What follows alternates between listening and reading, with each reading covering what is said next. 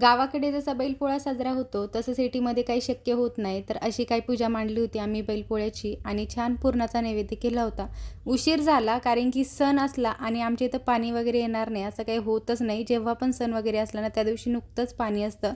पुरण वाटण्याआधीच आहे ना आमटीला फोडणी दिली होती. तोपर्यंत मग माझं पुरण पण वाटून होऊन जाईल. लगेच पोळ्या पण करता येईल. पोळ्या करण्याआधी मी इथं भेंडी बनवून घेतली कारण की आई पुरणपोळी जास्त काही खात नाही आणि सगळा स्वयंपाक मी झटपटच करून टाकला. लवकर झाला कारण की घाईमध्ये आपले हात म्हणजे आपली स्पीड एवढी फास्ट असते ना कामं करण्याची.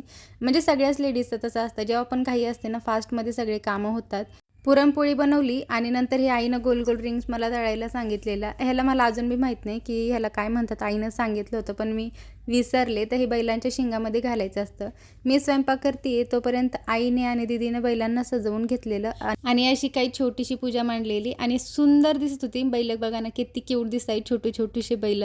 आणि नंतर मग मी सगळ्यात आधी किचन ओटा आवरून घेतला. पहिले जेवण करून घेतलं होतं आम्ही कारण की खूप जास्त भूक लागली होती. उशीर पण झाला होता. पाण्याच्या दिवशी थोडे एक्स्ट्रा कामं असतात ना त्यामुळे भूक जास्तच लागते. उद्या सकाळी इडली बनवायची त्यासाठी तांदूळ भिजत घालते. चला भेटूया नेक्स्ट व्लॉगमध्ये. बाय.